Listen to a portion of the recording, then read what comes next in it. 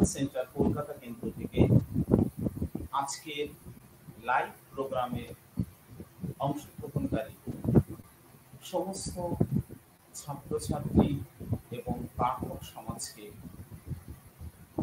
আমি অঞ্জন কুমার বসু স্বাগত জানাই। হিস্ট্রি PHIC 134 ইউনিট বা part 6 topic colonial economy agriculture, বিষয় ঔপনিবেশিক অর্থনীতি এবং কৃষি। এই পার্ট একটি অধ্যয়নের মূল লক্ষ্য হল ঔপনিবেশিক অর্থনৈতিক ক্ষেত্রে কৃষিকে কেন্দ্র করে যে কার্যকলাপ সংগঠিত হয় সে সম্পর্কে আমরা অনুধাবন করতে সক্ষম হব। আমরা এই এককের মধ্য দিয়ে বাণিজ্যিকীকরণ বলতে কি বুঝি সেই বিষয়টি যেমন অনুধাবন করতে সক্ষম হব, পাশাপাশি কৃষি পণ্য সামগ্রী বাণিজ্যিকীকরণের মধ্য দিয়ে ভারতবর্ষের সাধারণ জনগণের অর্থনৈতিক এবং সামাজিক জীবনে কি প্রভাব অনুভব করা গিয়েছিল সে সম্পর্কে আমরা অনুধাবন করতে সক্ষম হব। পাশাপাশি আমরা ব্রিটিশ ইস্ট ইন্ডিয়া কোম্পানির প্রাথমিক পর্বের শাসন ব্যবস্থার মধ্যে দিয়ে কিভাবে ভূমি রাজস্ব কৃষিক্ষেত্রে প্রয়োগ করা হয়েছিল, যে বিভিন্ন ধরনের ভূমি রাজস্ব পদ্ধতি, সেই বিষয়গুলি এই পাঠ্যক্রমের মধ্যে দিয়ে আমরা বোঝার চেষ্টা করি এবং সামাজিক অর্থনৈতিক ক্ষেত্রে এই ভূমি রাজস্বের প্রভাব কতটা বিস্তার লাভ করেছিল সে সম্পর্কেও আমরা এই পাঠ্যক্রমের মধ্য দিয়ে অনুধাবন করার চেষ্টা করব। মূলত এই পাঠ্যক্রমটি পাঠের মধ্যে দিয়ে আমরা ঔপনিবেশিক অর্থনীতির প্রাথমিক পর্বে বিশেষ করে 1857 পূর্ববর্তী সময় পর্বে অবস্থা এই একক পাঠের মধ্য দিয়ে বুঝতে সক্ষম হব এবং সেই লক্ষ্যে ইন্দিরা গান্ধী রাষ্ট্রীয় মুক্ত বিশ্ববিদ্যালয় মানব সমাজকে অবগত করতে এই উদ্যোগ গ্রহণ করেছে। ঔপনিবেশিক অর্থনীতি বিশেষ করে কৃষি সার্বিক ক্ষেত্রে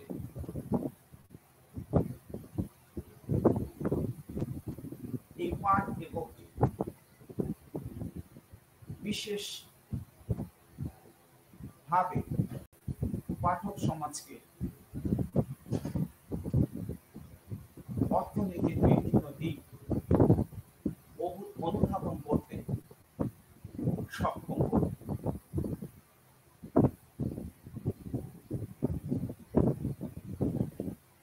আমার পরবর্তী আলোচনার বিষয়বস্তু পাঠ লেখকের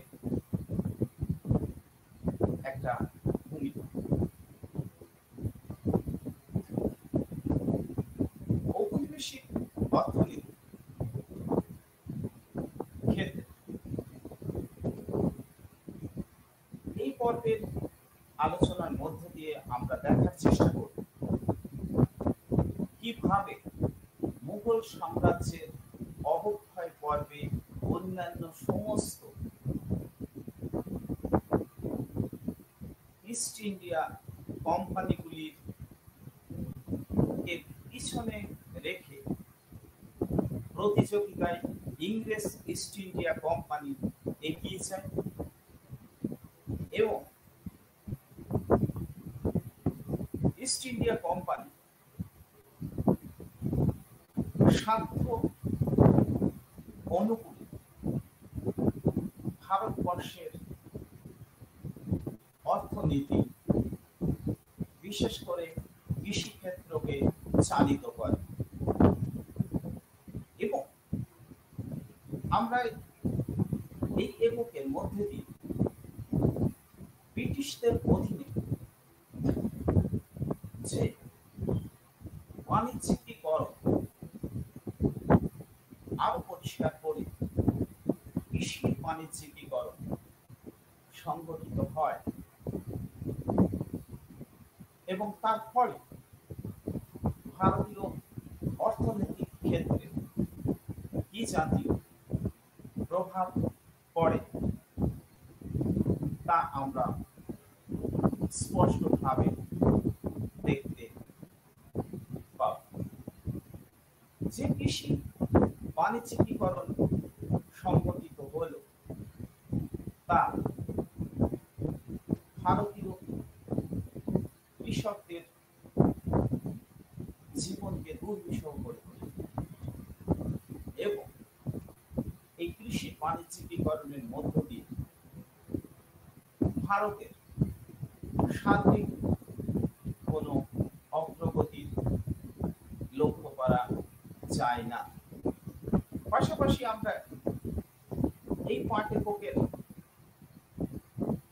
এটাও দেখার চেষ্টা করব যে অধিক পরিমাণে রাজস্ব আদায়ের লক্ষ্যকে সামনে রেখে ইংরেজ ইস্ট ইন্ডিয়া কোম্পানি ভারতবর্ষের বিভিন্ন প্রান্তে কিভাবে বিভিন্ন ধরনের ভূমি রাজস্ব নীতি প্রণয়ন করে। এক্ষেত্রে আমরা পূর্ব ভারতে বিশেষ করে বাংলা, বিহার, এই সংলগ্ন উড়িষ্যাকে কেন্দ্র করে পার্মানেন্ট সেটেলমেন্ট বা চিরস্থায়ী বন্দোবস্ত, আবার পশ্চিম ভারত বোম্বাই এবং মাদ্রাসকে কেন্দ্র করে রায়দুয়ারি বন্দোবস্ত এবং উত্তর পশ্চিম ভারতকে কেন্দ্র করে মহদুয়ারি বন্দোবস্তের মতো ভূমি রাজস্ব নীতি নির্ধারণ করে। এইভাবে ঔপনিবেশিক অর্থনীতি বিশেষ করে কৃষি অর্থনীতি আমরা এই পাঠ এককের মধ্যে দিয়ে বোঝার ক্ষেত্রে সক্ষমতা লাভ করব। এই পাঠ একক আমাদের যেমন কৃষি বাণিজ্যিকীকরণ এর মতো বিষয়টিকে অনুধাবনে পারদর্শী করে তুলবে এবং তার প্রভাব ভারতীয় জনজীবনের উপর কি ধরনের আধিপত্য বিস্তার করে সেই ব্যাপারটি আমরা সক্রিয়ভাবে অনুধাবন করতে সক্ষম হব। আমার পরবর্তী আলোচনা ব্রিটিশদের অধীনে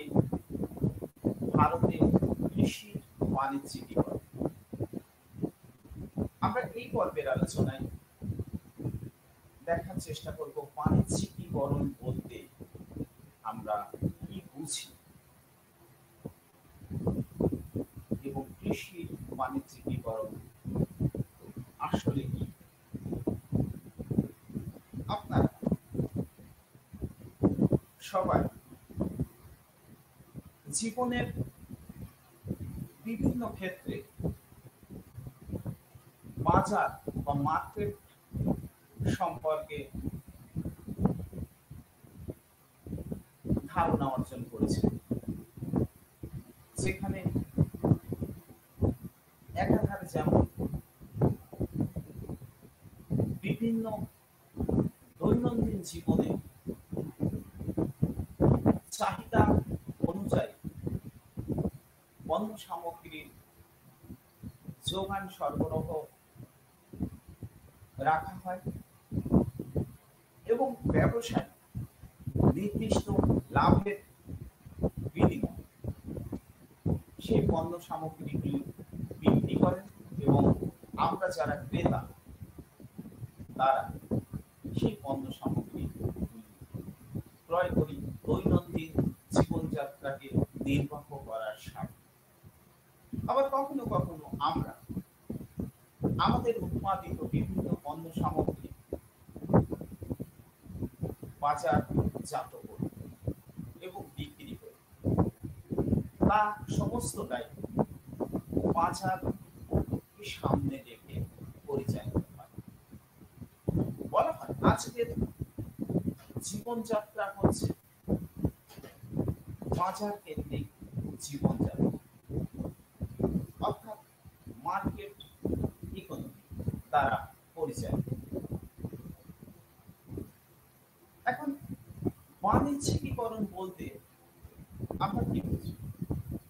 সাধারণভাবে বাণিজ্যিকীকরণ বা বাজারিকরণ অর্থাৎ যখন কোনো পণ্য সামগ্রী বাজারের উদ্দেশ্যে উৎপাদন করা হয় এবং বাজারজাতকরণ করা হয়, অর্থাৎ বাজারে নিয়ে সেটাকে বিক্রি করা হয় বা বাজারের উদ্দেশ্যে পাঠানো হয়, তাকে বাণিজ্যিকীকরণ বলে। আর কৃষি বাণিজ্যিকীকরণ বলতে আমরা বুঝি যে কৃষি পণ্য সামগ্রী বাজারের উদ্দেশ্যে যখন কৃষক বা উৎপাদক তৈরি করে বা উৎপাদন করে তাকে কৃষি বাণিজ্যিকীকরণ বলা হয়। ঔপনিবেশিক ভারতবর্ষে শুরু থেকে ইংরেজ ইস্ট ইন্ডিয়া কোম্পানি অর্থনৈতিক স্বার্থকে সামনে বিভিন্ন কৃষি পণ্যের বাজারীকরণের উপর জোর দেওয়া হয়। এই বাজারীকরণ প্রক্রিয়া মধ্য দিয়ে বিশেষ করে ইংল্যান্ডে উৎপাদিত শিল্প সামগ্রী কাঁচামালের যোগানকে যেমন সুনিশ্চিতকরণ করা হয়, তেমনি সেই শিল্পের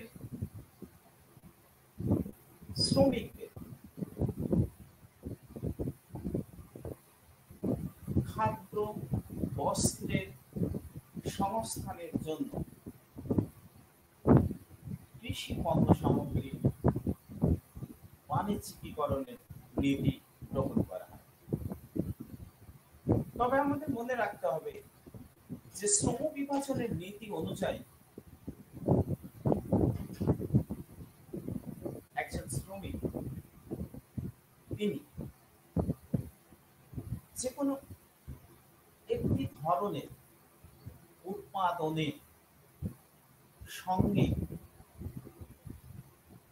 যুক্ত থাকে, কিন্তু তার ব্যবহারিক জীবনে বিভিন্ন ধরনের উৎপাদনকে সে ভোগ করে। অতএব তার প্রয়োজন হয় বিভিন্ন পণ্য সামগ্রী, এবং সেই উদ্দেশ্যে তাকে বাজার থেকে বিভিন্ন পণ্য সামগ্রী সংগ্রহ করতে হয়। ঔপনিবেশিক শাসকবর্গ তাদের নিজেদের দেশে শিল্প উন্নয়নের ধারায় চালিত করে ভারতবর্ষের মতো উপনিবেশগুলিতে কৃষি পণ্য সামগ্রী বাণিজ্যিকীকরণের নীতি গ্রহণ করে, যাতে খাদ্য এবং কাঁচামাল, শিল্প কাঁচামালের যোগানে কোনো অবস্থায় ঘাটতি লক্ষ্য করা যায়। এবং এই বাণিজ্যিকীকরণের নীতির মধ্যে দিয়ে ইংরেজ ইস্ট ইন্ডিয়া কোম্পানির কর্মচারী বৃন্দ তাদের ব্যক্তিগত বাণিজ্যিক স্বার্থকেও চরিতার্থ করে। কাজে বাণিজ্যিকীকরণ মূলত ঔপনিবেশিক পর্বে আমরা দেখতে পাই যে ব্রিটিশ ইস্ট ইন্ডিয়া কোম্পানি কর্তৃপক্ষের বা ইংরেজ ইস্ট ইন্ডিয়া কোম্পানির স্বার্থে তারা চালিত হয়েছিল। এখন কৃষি বাণিজ্যিকীকরণ ঔপনিবেশিক ভারতবর্ষে কোন পথে পরিচালিত হয়েছে বা বাণিজ্যিকীকরণের ধরনটা কেমন ছিল, এগুলোর সঙ্গে আমি বলতে চাই বাণিজ্যিকীকরণের দুটো ধারায় পরিচালিত হয়। একটা ধারা স্বয়ংক্রিয়ভাবে বাণিজ্যিকীকরণ, যেখানে উৎপাদক তাদের স্বার্থ অনুযায়ী পণ্য সামগ্রী উৎপাদন করছে, এবং তাতে করে যে পণ্যেরই বাণিজ্যিকীকরণ হোক না কেন, সেই পণ্যের সঙ্গে সংযুক্ত উৎপাদক শ্রেণী বা সমাজ ব্যবস্থা তার দ্বারা লাভবান হবে, এবং সেই উৎপাদন প্রক্রিয়া বিশ্ব বাণিজ্যের সঙ্গে সংযুক্ত হবে। কিন্তু যেখানে স্বয়ংক্রিয়ভাবে বাণিজ্যিকীকরণের পরিবর্তে বা আরো পরিষ্কার করে স্বতঃস্ফূর্ত বাণিজ্যিকীকরণের পরিবর্তে বিশেষ স্বার্থের দ্বারা বাই ফোর্সড বাণিজ্যিকীকরণ ঘটে, সেখানে সেই বাণিজ্যিকীকরণের উৎপাদনের সঙ্গে সংযুক্ত সম্প্রদায়, তা সে কৃষিক্ষেত্রেই হোক বা অন্যান্য ক্ষেত্রেই হোক, তাতে উৎপাদক সম্প্রদায় অবহেলিত হয়। যারা উদ্যোগপতি ব্যবসায়ী তারা লাভবান, এবং সেই লাভ্যাংশকে তারা পরবর্তীকালে শিল্পক্ষেত্রে বিনিয়োগ করে। কিন্তু আমাদের মনে রাখতে হবে, ঔপনিবেশিক ভারতবর্ষে যে বাণিজ্যিকীকরণের প্রক্রিয়া সংগঠিত হয়, সেই বাণিজ্যিকীকরণের প্রক্রিয়ায় ভারতীয়দের বিশেষ করে কৃষির সঙ্গে সংযুক্ত কৃষক সম্প্রদায়ের কোনো স্বতঃস্ফূর্ততা বা সক্রিয়তা ছিল না। তারা অনেকটা বাধ্য হয়ে বা অর্থনৈতিক ভ্রান্ত নীতির দ্বারা চালিত হয়ে কৃষি পণ্য সামগ্রী বাণিজ্যিকীকরণের উৎপাদনের সঙ্গে সংযুক্ত হয়। কাজে বাণিজ্যিকীকরণ ব্যাপারটা শুধুমাত্র বাজারের স্বার্থের সঙ্গে সংযুক্ত নয়, বা বাজারজাতকরণ করা হলে বাণিজ্যিকীকরণ প্রক্রিয়া সম্পূর্ণতা অর্জন করে এমন কিন্তু নয়। বাণিজ্যিকীকরণ প্রক্রিয়া তখনই সফল হয়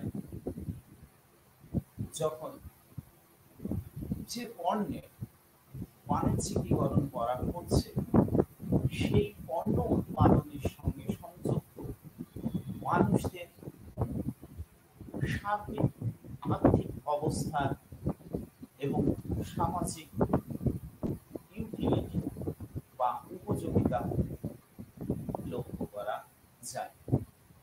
ঔপনিবেশিক ভারতবর্ষে যে বাণিজ্যিকীকরণের ধারা প্রবাহমান ছিল তাতে ভারতীয়দের সে অর্থে কিছু লাভ হয়নি। সমস্তটাই ইংরেজ ইস্ট ইন্ডিয়া কোম্পানি প্রথম পর্বে এবং পরবর্তী পর্বে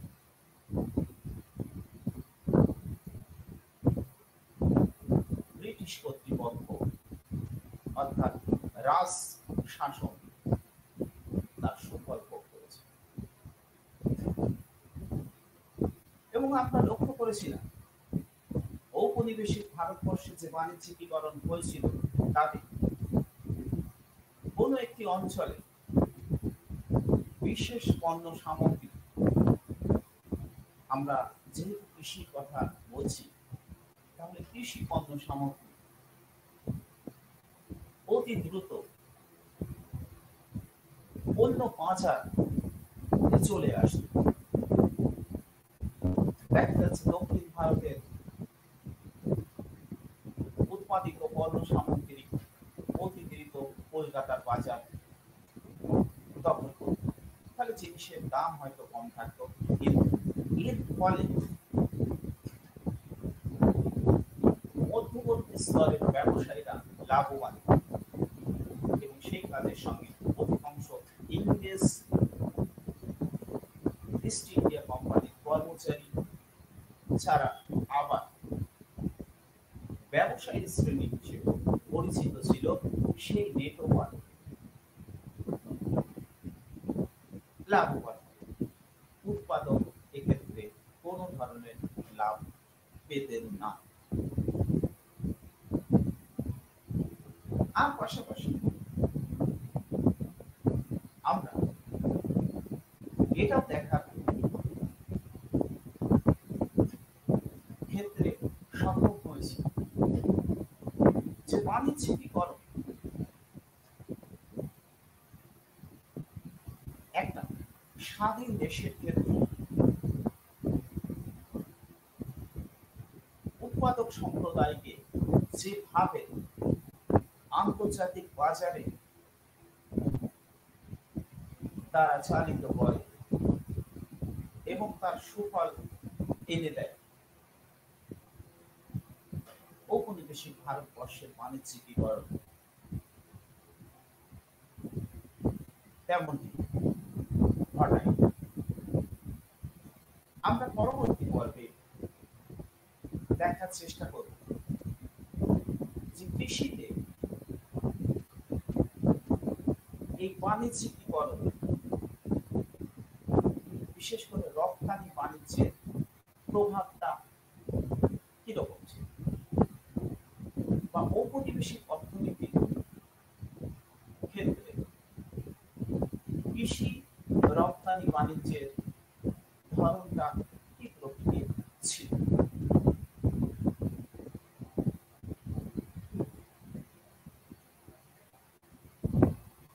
ঔপনিবেশিক ভারতবর্ষে কৃষিক্ষেত্রে যে বাণিজ্যিকীকরণ ঘটে তাতে করে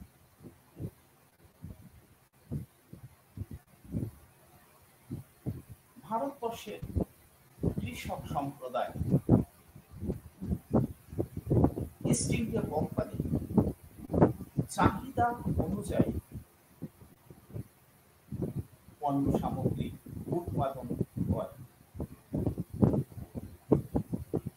যেহেতু ইংল্যান্ড ইতিমধ্যে শিল্প বিপ্লবে সক্ষম একটি রাষ্ট্র, তার শিল্প সামগ্রী ভারতবর্ষের বাজার ছেয়ে গেছে। ফলে ভারতবর্ষে নতুন করে শিল্প ক্ষেত্র তৈরি করা সম্ভব নয়, বা নিজেদের দেশের পণ্য সামগ্রীকে নতুন শিল্প তৈরি করে প্রতিযোগিতার মধ্যে ফেলে দেওয়া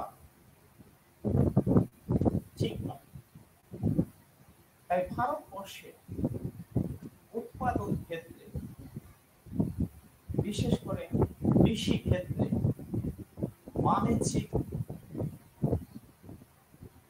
শস্য উৎপাদনের উপর জোর দেওয়া এবং ইতিমধ্যে 1830-40-এর পর চীন দেশে পাশ্চাত্য পণ্য সামগ্রী বর্জনের নীতি গৃহীত হয় এবং সেখানে পাশ্চাত্যে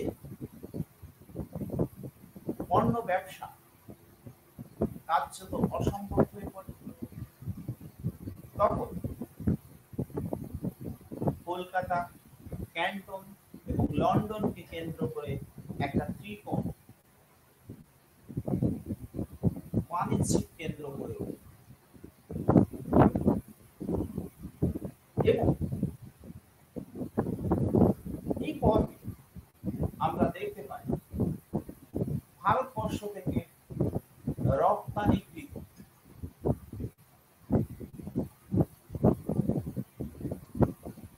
পণ্য সামগ্রীর মধ্যে কৃষি পণ্যই স্থান পায়। ভারতবর্ষ থেকে কাঁচা রেশম যেমন রপ্তানি করা হয়, তেমনি ভারতীয় আফিম চীন দেশে পাঠানো হয়। আবার চীন দেশ থেকে রেশম বস্ত্র বা পোর্সেলিন এবং চীনামাটির সামগ্রী এগুলি ইউরোপের বাজারজাতকরণ করা হয়। আর লন্ডন থেকে শুধুমাত্র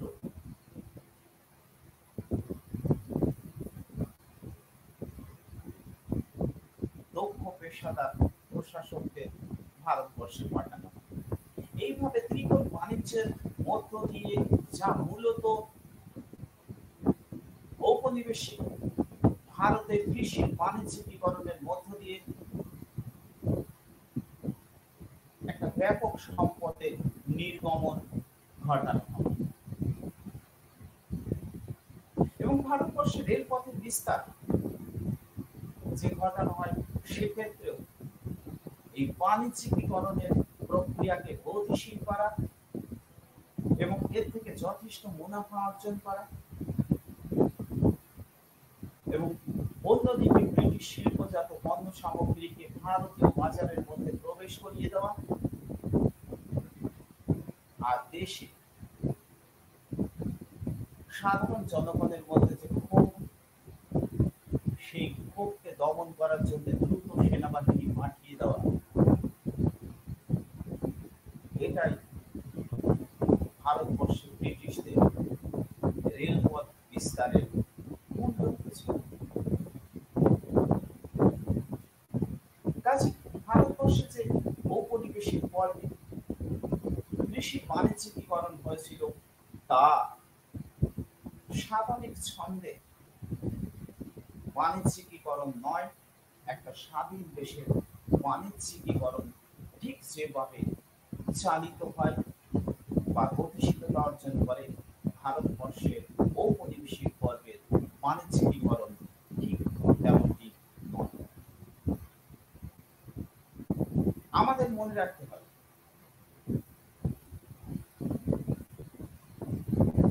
কৃষক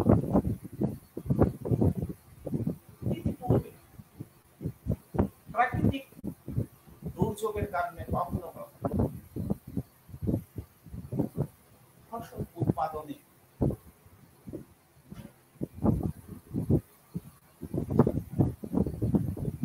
ক্ষতির সম্মুখীন হয়েছে এবং সে কারণে মোগল যুগে বা পরবর্তী পর্বে বিভিন্ন সময় কৃষক বিদ্রোহ সংগঠিত হয়েছে। কাজে কৃষকদের আন্দোলন বা বিদ্রোহ কেবলমাত্র ব্রিটিশ আমলে হয়েছে বা ইস্ট ইন্ডিয়া কোম্পানির শাসনে হয়েছে আমি এমনটা বলতে চাই। ভারত কৃষি অর্থনীতি দেশ,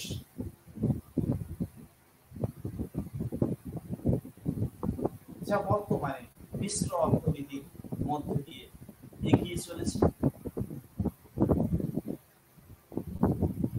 সেই দেশে বহু পূর্বে কৃষক বিদ্রোহের নজির ছিল। মোগল যুগেও বারংবার কৃষক বিদ্রোহের কথা আমরা ইতিমধ্যে বিভিন্ন আলোচনায় তুলে ধরার চেষ্টা করছি।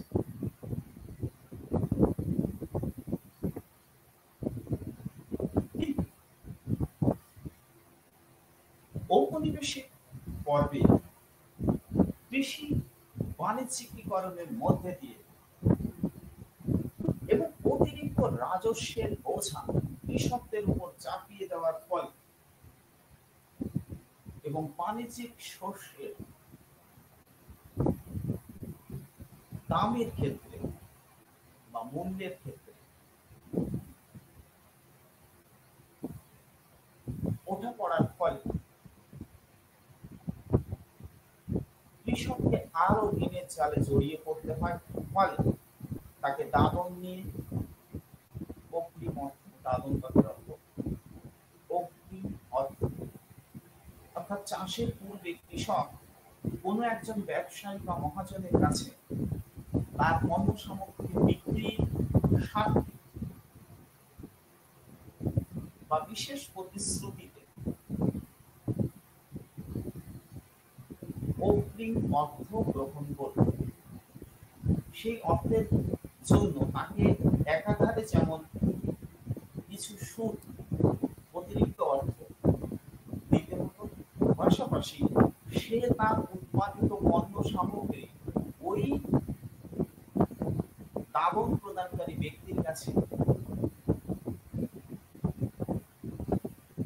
বিক্রি করতে বা দিতে প্রতিশ্রুতিবদ্ধ করত।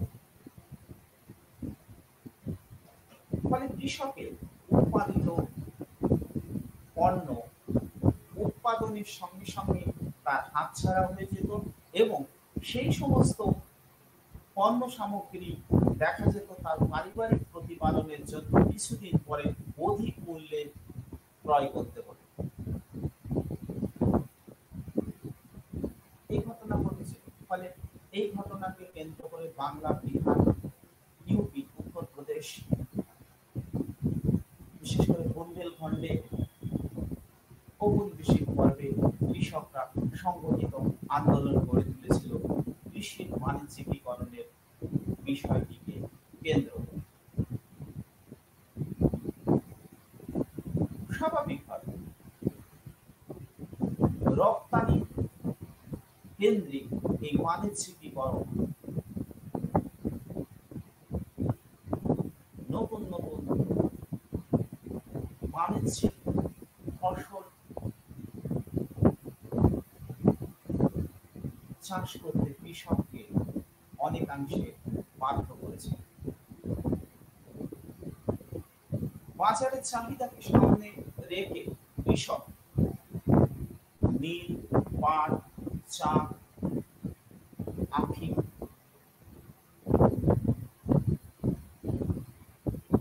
এবং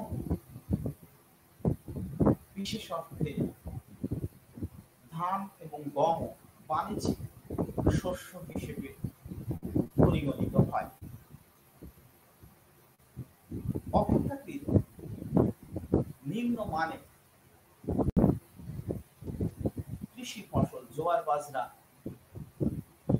এগুলি উৎপাদনের গতি একটা অবহেলা তৈরি হয়। ফলে জনগণের একটা বিরাট অংশে খাদ্যের ক্ষেত্রে ঘাটতি অনুভূত হতে শুরু করে এবং কৃষক সমাজ এই নতুন বাণিজ্যিক ফসল নির্বাচন করতে বাধ্য হয় সম্পূর্ণভাবে ঔপনিবেশিক অর্থনীতির বাজারীকরণের ফলে। ইতিমধ্যে আপনার নীল চাষীদের সংগঠিত নীল চাষ না করতে চাওয়ার জন্য আন্দোলন, নীল বিদ্রোহ লক্ষ্য করেছেন। আবার ভারতবর্ষে রাজকীয় ব্যয়ে রাজকীয় কৃষি খামারে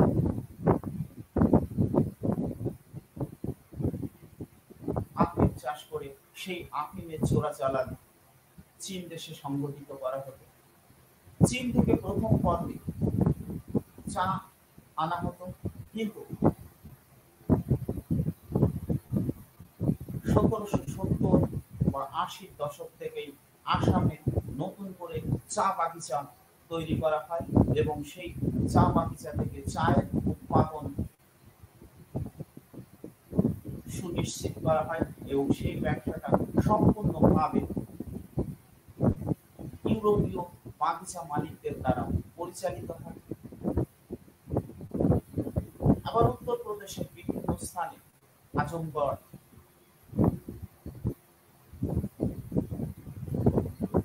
ইত্যাদি স্থানে আখ চাষ করা হয়, যাতে বাইরে থেকে চিনি সংগ্রহ করতে না হয়। এইভাবে বিশেষ বিশেষ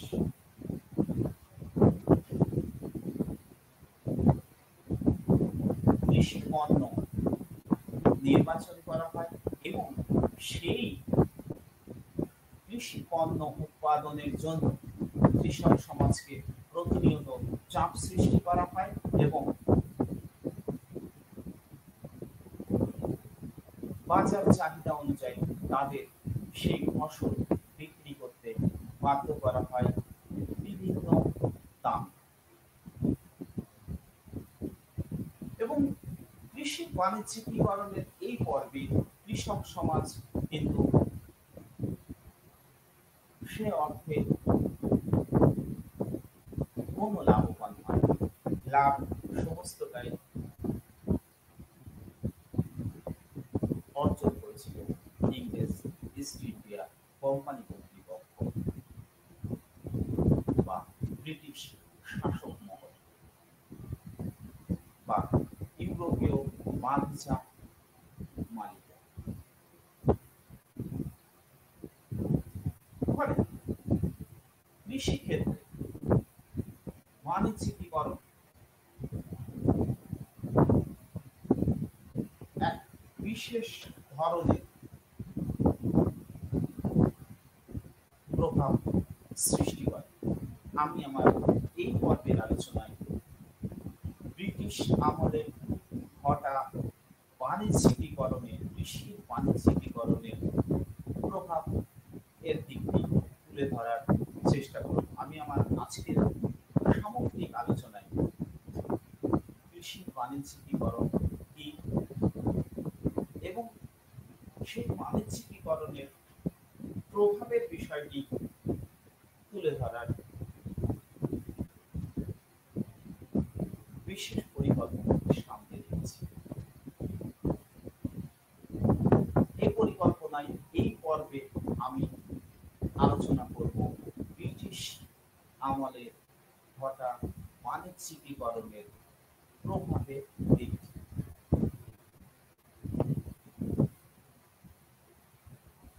আমরা মূলত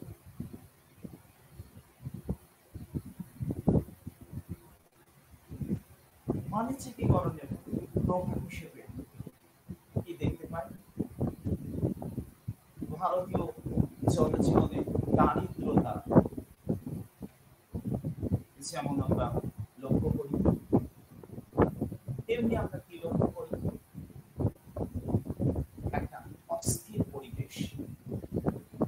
বা বিশৃঙ্খলাপূর্ণ অবস্থা। আর কি আমরা লক্ষ্য করি, সামাজিক কাঠামোগত ক্ষেত্রে একটা পরিবর্তন, যাকে আমরা বলছি সামাজিক কাঠামোর উপর প্রভাব।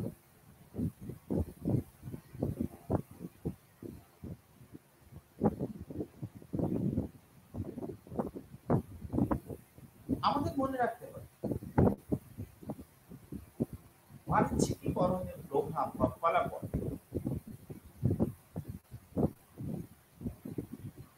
আভ্যন্তরীণ উৎপাদন এবং বাণিজ্যিক কাঠামোয় মূলত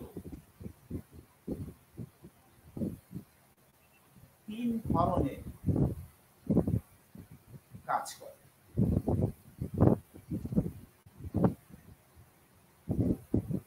প্রথমত, উৎপাদনের অভিমুখ বদল করে। খাদ্যশস্য উৎপাদনের পরিবর্তে ক্রমে নগদ শস্যের উৎপাদনের দিকে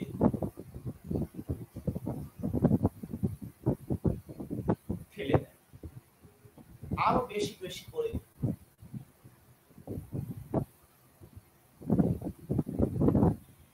বাজারমুখী শস্য উৎপাদন করা হয় এবং এই পর্বে প্রয়োজন মতো গম এবং চালের মতো খাদ্যশস্য নগদ অর্থের জন্য উৎপাদন ঘটানো হয়। দ্বিতীয়ত, দামের পরিবর্তনের মাধ্যমে বাণিজ্যিকীকরণের প্রভাব অনুভব করা হয়। ঊনবিংশ শতকের প্রথম ভাগ পর্যন্ত কৃষি পণ্যের দাম বাড়তে থাকে। অকৃষি পণ্যের তুলনায় কৃষি পণ্যের দাম বেশি বাড়ে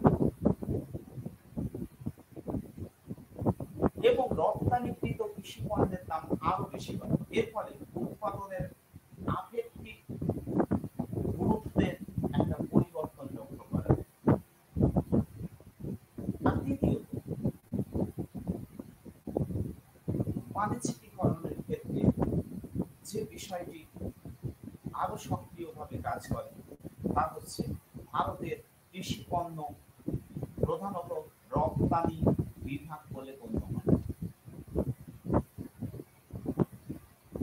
এই ধরনের অর্থনীতিতে উদ্বৃত্ত নিষ্কাশন এবং তার ব্যবহারের ধরনের উপর বাণিজ্যিকীকরণের কি প্রভাব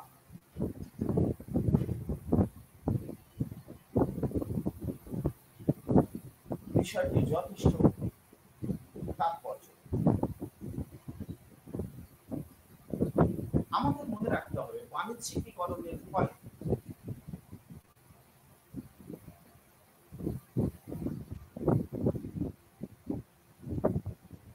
দারিদ্রতা কৃষকদের আরো বৃদ্ধি পায়। তারা খাদ্যশস্যের পরিবর্তে নগদ শস্য উৎপাদন এর উপর জোর দেওয়ায় তাদের মধ্যে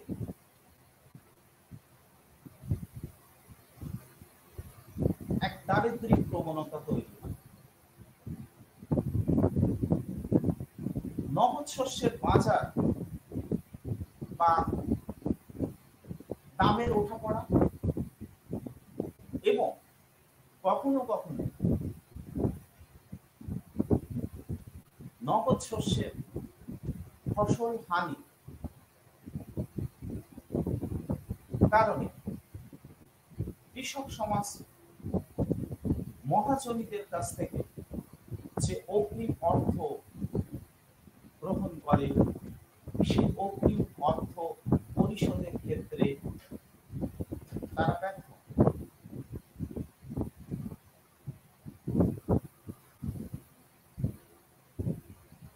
ফলে তার সুদ তাকে দিতে হয়। পাশাপাশি পরবর্তী বছরের জন্য বীজ, সার এবং কৃষি উপযোগী হাতিয়ার এবং তার দৈনন্দিন জীবন নির্বাহ করার জন্য আবার ঋণের জালে মহাজনের কাছ সাথে জড়িয়ে পড়ে। এইভাবে অতিরিক্ত দামে নগদ শস্য চাষ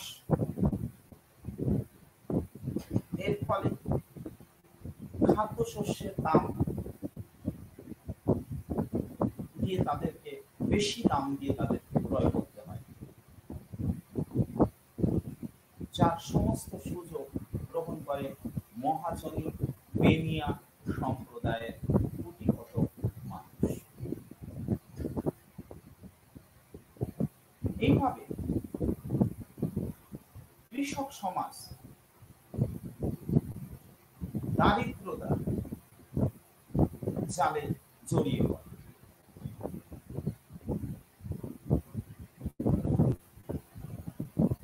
পাশাপাশি সামাজিক ক্ষেত্রে একটা অস্থিরতার পরিবেশ তৈরি হয়।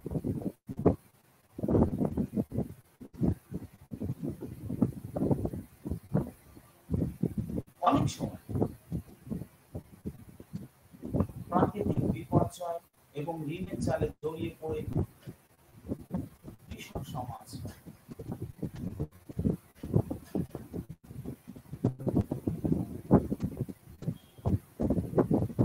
অনেক ধরনের নতুন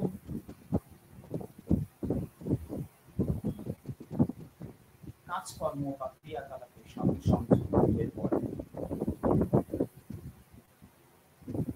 এবং তারা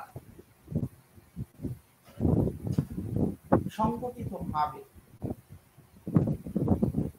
শাসকদের বিরুদ্ধে, মহাজনদের বিরুদ্ধে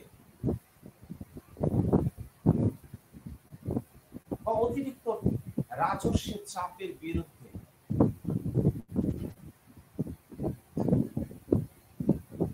প্রতিবাদ আন্দোলন এবং হিংসার রাস্তা অবলম্বন করে। ফলে সামাজিক ক্ষেত্রে একটা অস্থিরতার পরিবেশ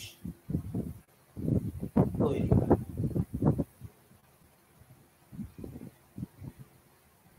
পাশাপাশি আমরা ব্রিটিশ আমলে ঘটা কৃষি বাণিজ্যিকীকরণের ফলে সামাজিক কাঠামোর উপর একটা বিশেষ প্রভাব লক্ষ্য করি।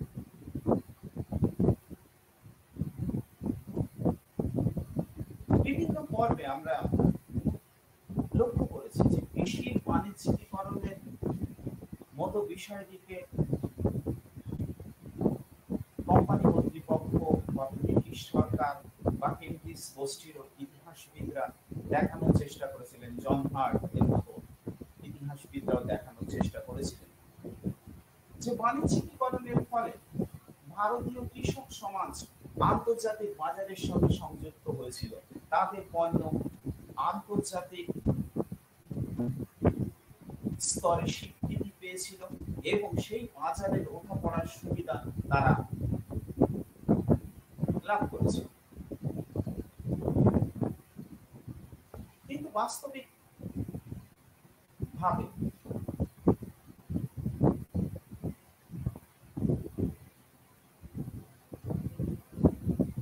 ঠিক কৃষক সমাজের সঙ্গে প্রকৃত অর্থে যারা কৃষি কাজের সঙ্গে সরাসরি বা উৎপাদনের সঙ্গে সংযুক্ত সেই কৃষক, ক্ষুদ্র প্রান্তিক কৃষক যাদেরকে আমরা বলছি স্মল পিসান্ট্রি গ্রুপস।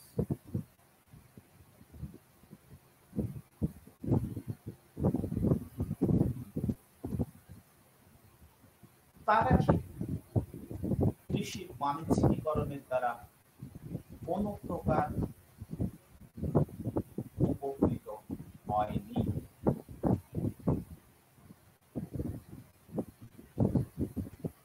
সময় যত গড়িয়েছে বরং ঔপনিবেশিক আমলের ঘটা এই বাণিজ্যিকীকরণ ক্ষুদ্র প্রান্তিক কৃষকদের আরো বেশি দারিদ্রতার জালে, আরো বেশি অস্থিরতার পরিবেশে এবং সামাজিক স্তরে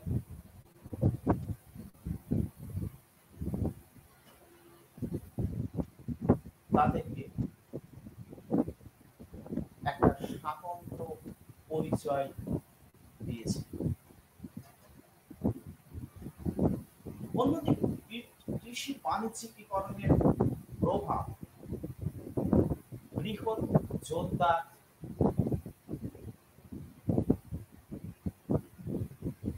বা বড় কৃষকদের ক্ষেত্রে বা ধনী কৃষকদের ক্ষেত্রে যদি কিছু সুবিধা প্রদান করেও থাকে, তার সুফল কেবলমাত্র তারাই ভোগ করেছে।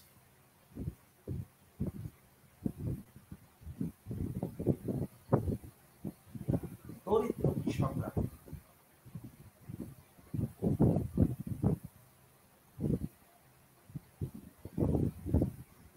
আরো বঞ্চিত করেছে।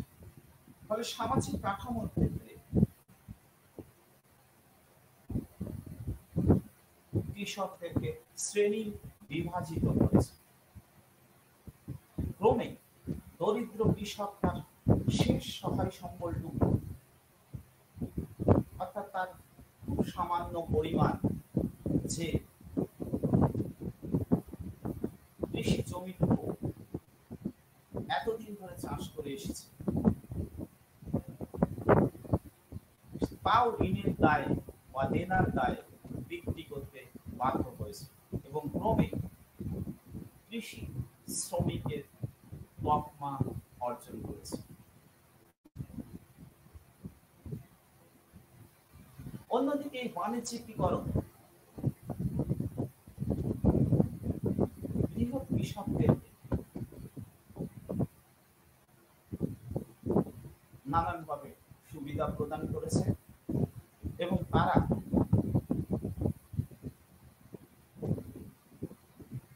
ক্ষুদ্র কৃষকদেরকে ব্যবহার করে প্রভূত ঐশ্বর্যের অধিকারী হয়েছে এবং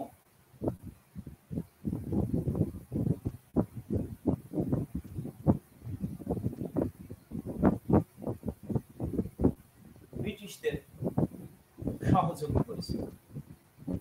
অন্যদিকে ইংরেজ ইস্ট ইন্ডিয়া কোম্পানি কর্মচারীরা বা পরবর্তীকালে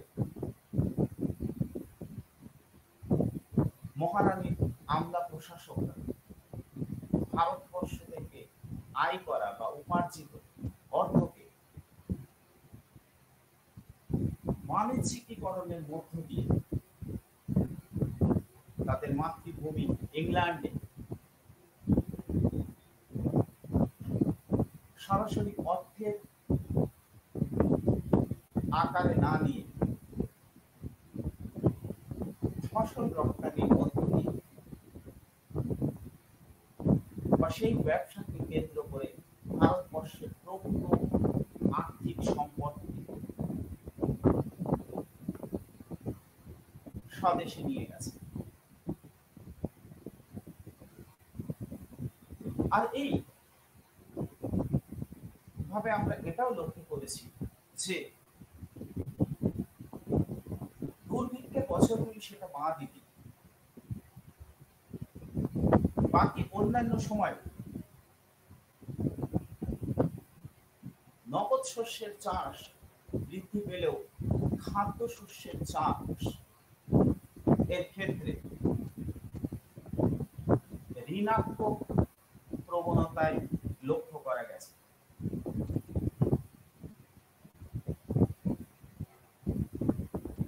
ফলে নগদ শস্য চাষ করতে গিয়ে কৃষক শোষণের মাত্রা আরো বৃদ্ধি পেয়েছে। ফলে বারংবার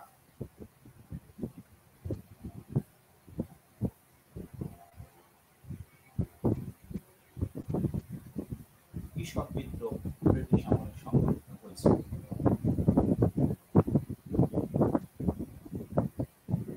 কখনো কখনো কোন ধর্মীয় মতাদর্শের দ্বারা চালিত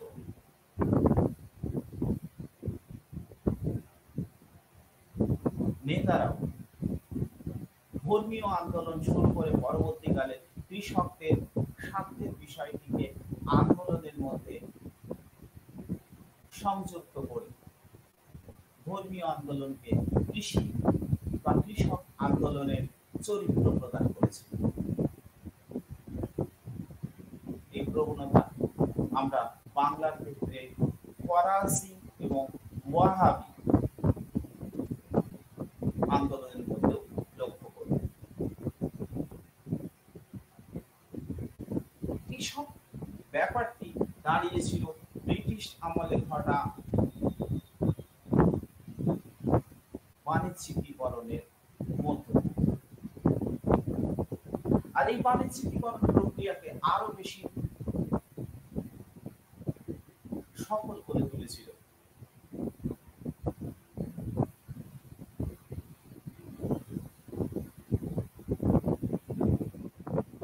রেলপথের বিস্তার।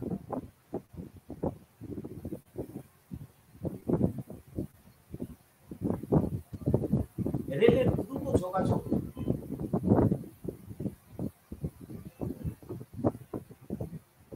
প্রাথমিক পর্বে বাণিজ্যিকীকরণের ক্ষেত্রে হয়তো সে অর্থে ছিল।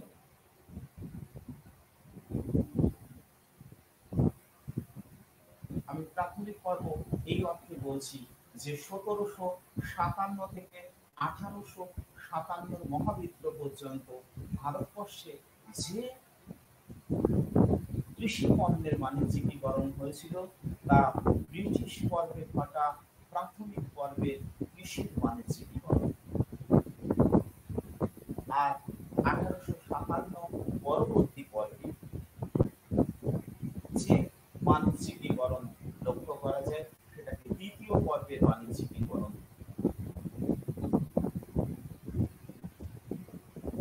বলে আমরা অভিহিত করতে পারি। তবে দ্বিতীয় পর্বের বাণিজ্যিকীকরণ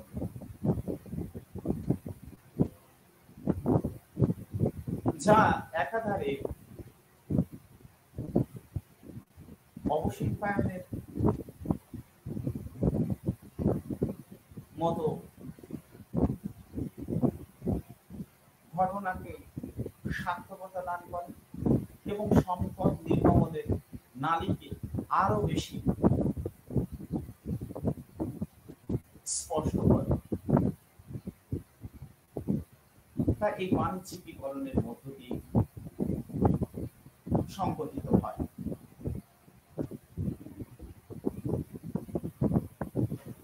আমরা